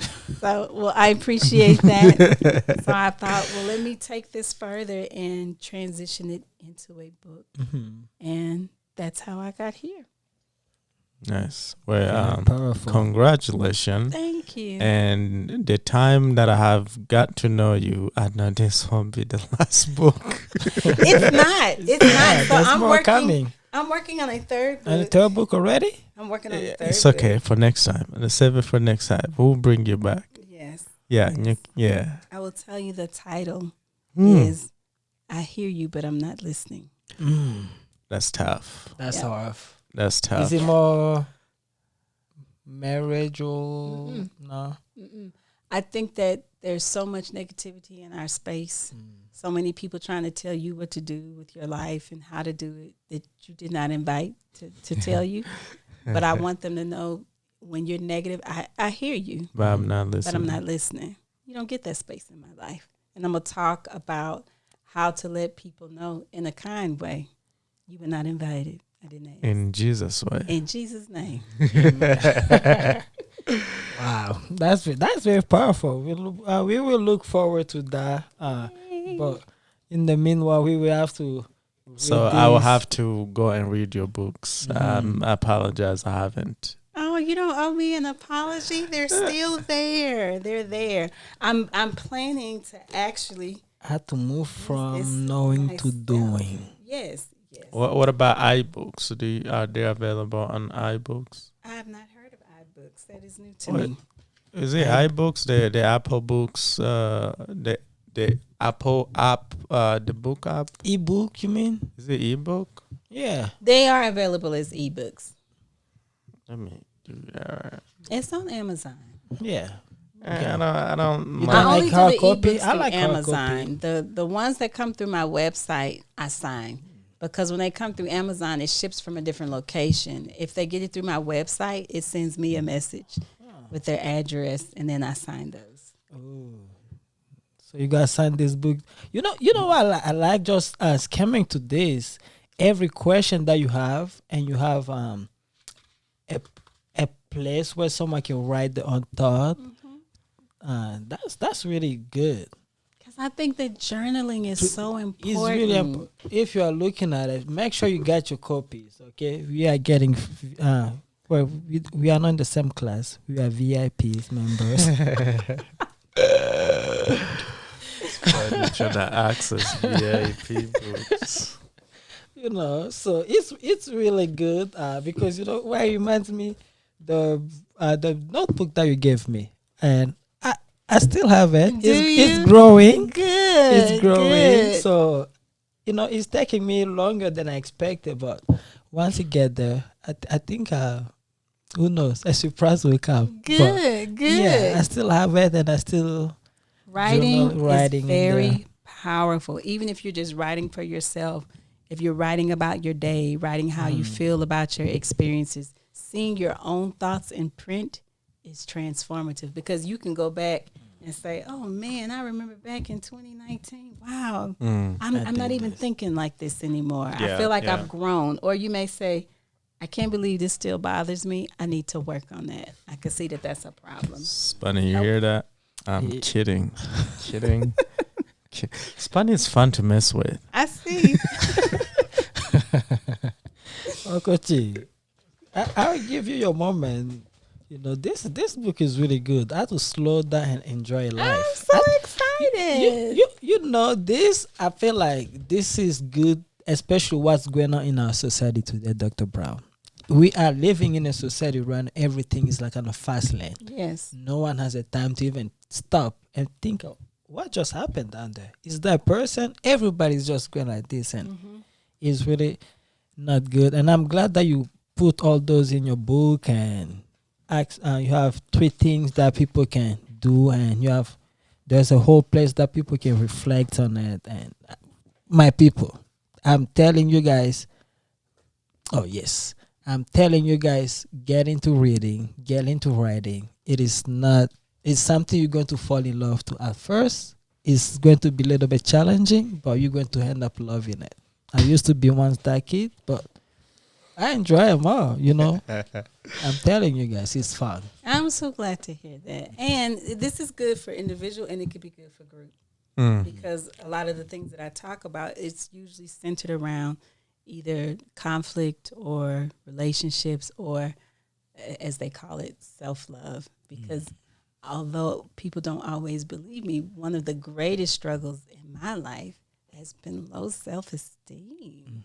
Because felt so ugly for so long, and I got bullied really, really, really badly, and that does something to your mind, especially for women. I think more for women than for men. I've talked to some guy friends of mine that opened my eyes to what it's like to have issues with self-esteem as a male, because I just assumed it was easy for guys, and they were like, "Who told you that?" And do you know how much rejection guys deal with when you like a girl? And I was like, "Really?" And they were like, "Yes." Let me get personal.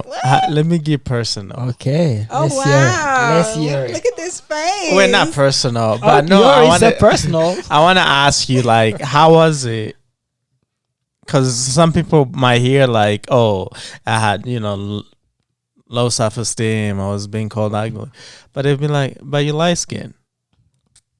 Like, how is that growing up in the African American community? You guys said the right way. Jesse said it better. House nigga. No. That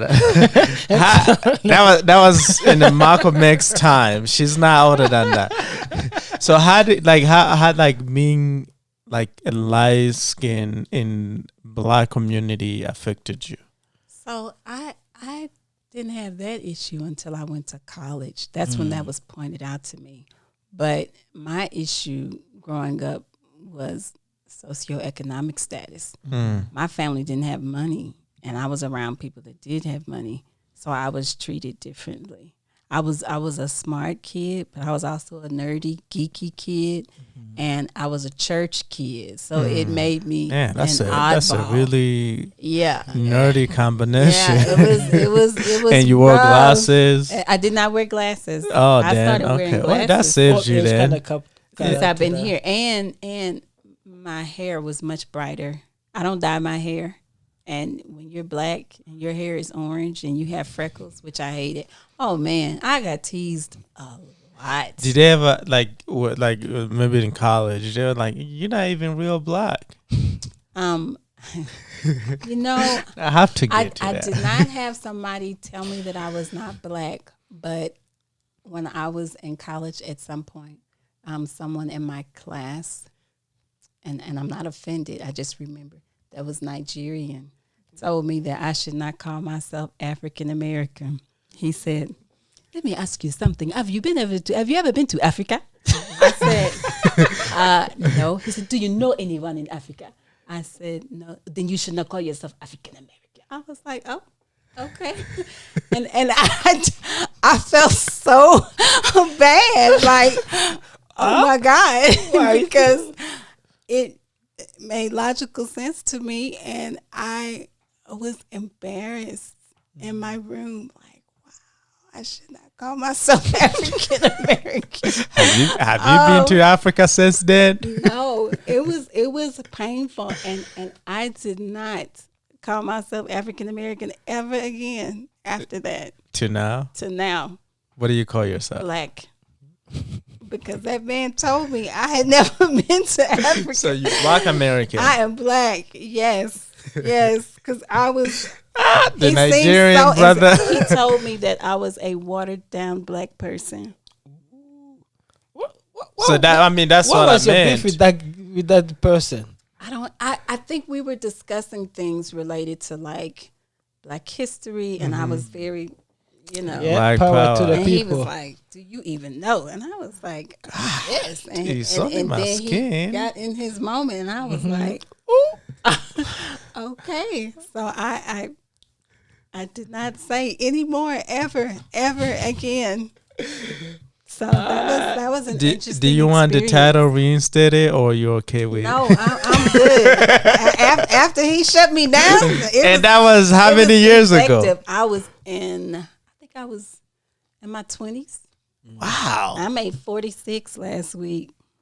Oh, so 26 birthday. Yes. Okay. Yeah, I never ever again. I Got don't you, think I've ever been that humiliated in a True class. definition of Black don't crack though. Yes. But I So did you not, are Black, so don't be offended. Yes, and I'm you Black. are African American. You just haven't been to Africa. It's still a little painful. Still a little painful. Wow. We need to find this guy, so whatever he did, he can be like, it's okay. I was traumatized. I felt like I had offended him. Yeah.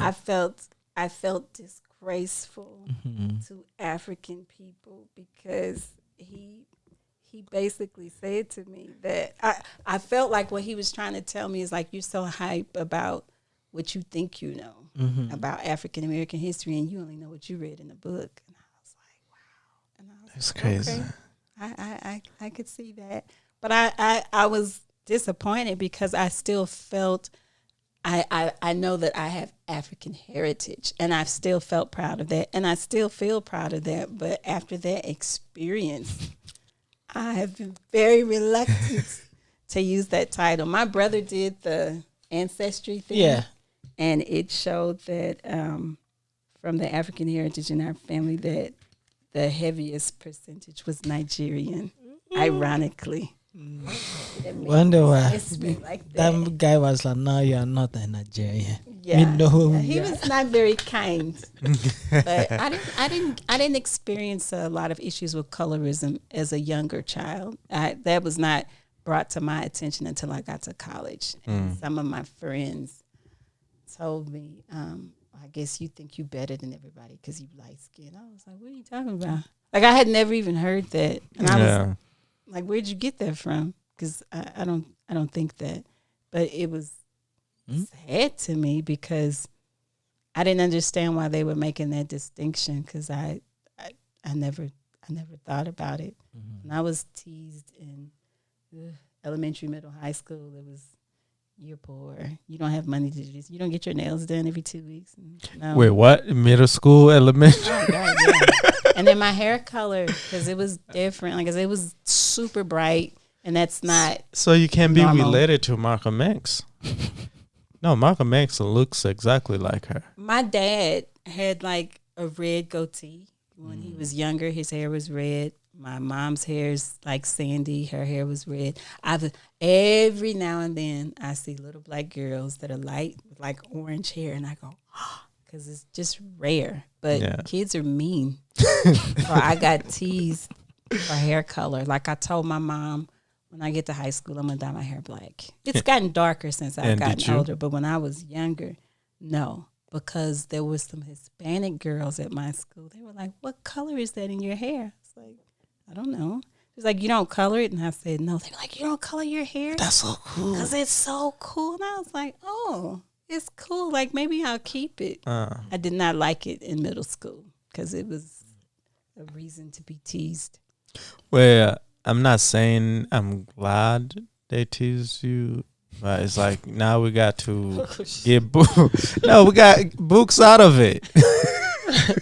True. We got books, 2 books, third one on the way. Because she's saying treasure of truth for lovers of growth, and the power of your pen, not the other pen though, but like the other, like all that is, the experience you had.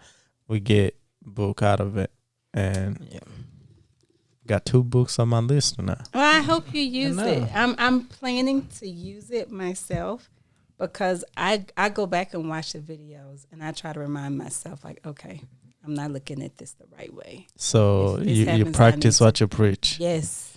So what do you think about starting your own church? You asking her, where's Dr. Michael? Who says now you're calling? Look, what if I was a prophet? I'm telling you, is your calling. I just need to be in charge of the money. First of all, oh my God, that is funny. That's funny. I didn't expect that kind Oh, I've had a good time here today.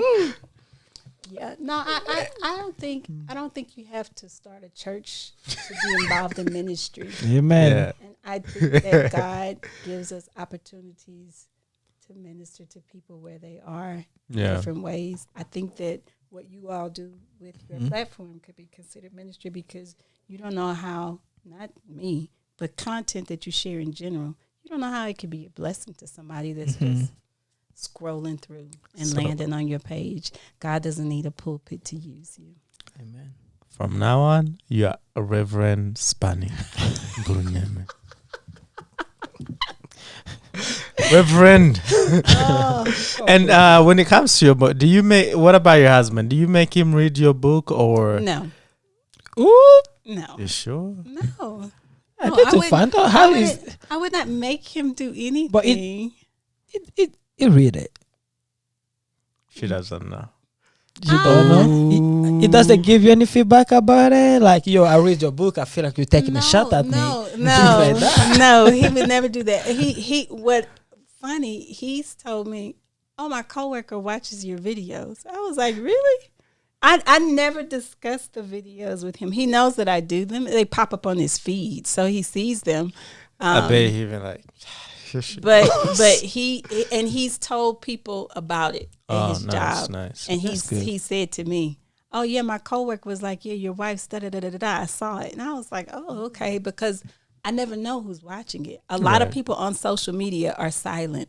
They don't like, they don't share, they don't comment, they don't do anything. But they're watching. Mm-hmm, and I go, okay, because I don't know unless they give me literal feedback. Yeah. Like when I put the book on my social media, one of the first people that bought it never comments on my post. I met this person like 20 years ago. Wow. And I was like, oh, wow. But they bought it within the first week, which is special. And I remember working with her, seeing her. She would come to events that I did, which I appreciate.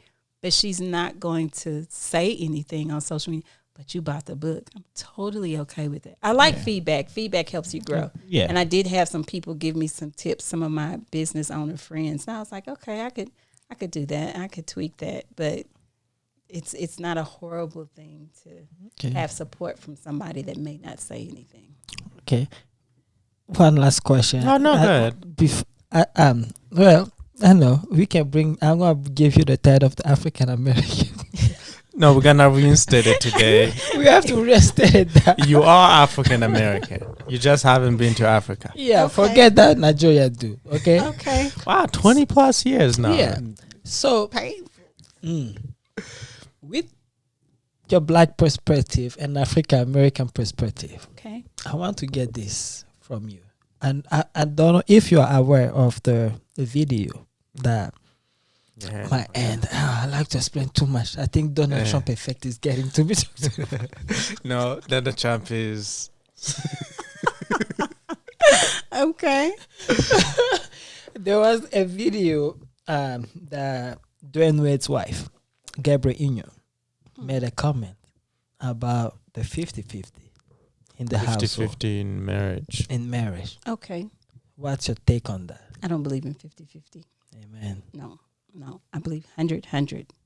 I think you both give as much as you can give. And I think that what that balance allows is for you to be able to give when the other person cannot. Mm-hmm. Because I don't think that spouses are ever going to be perfect. It doesn't exist. Mm-hmm. You're going to each have your strengths and you're going to have your deficiencies. But I think that if you have consented to be married, that it gives you the opportunity to also support one another in a complementary way. I know what I'm good at. I know what I'm not good at. I know what Michael is good at. I know what he's not good at. But I think that our strengths and our weaknesses work together so that maybe where I fall short, he's holding me up. Mm-hmm. And maybe where he needs help, that's where I'm helping him. And I think that what makes our union work, because you fight, you get mad, you hurt each other's feelings, but what makes our union work, and I talk about this in this book, is God. Amen. Because if I'm wrong and I can see where I'm wrong biblically, I'm going to go, I'm not trying to be on the wrong side of God. Let me get that together. If he's wrong and he knows that he's wrong because God said he's wrong, he's going, okay, I got to correct that. Because I have to make sure that I'm where I'm supposed to be with God. And I think many relationships are missing the God piece. Mm-hmm. And God is the only one that can reconcile everything. So if you don't have that, I'm not saying that you can't have a good relationship. I don't think that you would have the best relationship without God. Thank you so much for the advice, Dr. Brown. Uncle T. Reverend Spanking. It has been pleasure having Dr. Brown on our show. We are blessed, and please subscribe to our channel on our social media platform and get the copy of the book. Whereas this one, I think both links have the link to the first one and the second one. Please get it. How much are the book? I don't know. The price They will the price see on Amazon is different because the ones that come through my website, they're signed. That side. The ones that come through Amazon, I never see them. So. Okay. All right, but either way, try your best, get it. If you want her to sign it, go get her at her website, carlammbrown.com.